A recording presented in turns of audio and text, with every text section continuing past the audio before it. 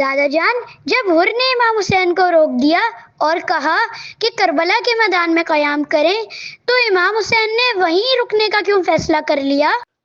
ہاں بیٹا، جب حر کے لشکر نے امام حسین کے قافلے کو روکا تو امام نے فرمایا کہ کوئی ایسی جگہ بتاؤ جہاں نہ کوفہ ہو نہ مدینہ، تاکہ امام وہاں قیام کریں۔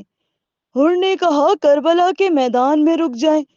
امام حسین نے جب اس میدان کی مٹی اٹھائی، اس کی خوشبو پہچان لی۔ دادا جان، امام حسین نے خوشبو کیسے پہچانی؟ امام جانتے تھے بیٹا کہ یہی وہ جگہ ہے جہاں ان کے نانا رسول خدا صلی اللہ علیہ وآلہ وسلم نے بتایا تھا کہ ان کا نواسہ اور اس کے ساتھیوں کا خون بہے گا۔ امام حسین نے فرمایا تھا، یہی وہ مقام ہے، یہی وہ جگہ ہے جہاں میرے اہل بیت کے جوان اور بچے پیاسے رہیں گے اور جہاں ہم سب شہید ہوں گے۔ تو دادا جان، کیا امام حسین واپس جا سکتے تھے؟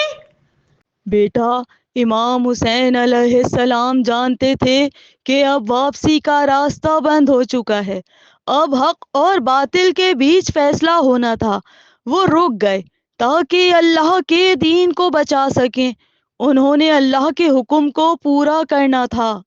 دادا جان، تو امام حسین نے خیمے کہاں لگوائے تھے؟ امام حسین علیہ السلام نے اپنے قافلے کے خیمے میدان کے ایک حصے میں لگوائے، عورتوں اور بچوں کے خیمے درمیان میں تھے تاکہ ان کی حفاظت ہو سکے۔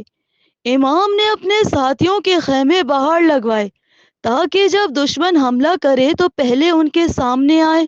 امام نے خود خیموں کی ترتیب دلوائی اور اپنے ساتھیوں کو تیار کیا کہ جو بھی ہو صبر اور استقامت سے کام لینا ہے۔ دادا جان، کیا امام کو ڈر نہیں لگا؟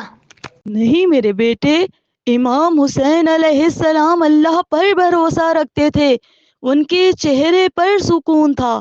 انہوں نے اپنے ساتھیوں کو جمع کیا اور فرمایا، ہم حق پر ہیں اور اللہ کی رضا کے لیے قربانی دیں گے۔ دادا جان، پھر سب وہیں رہے؟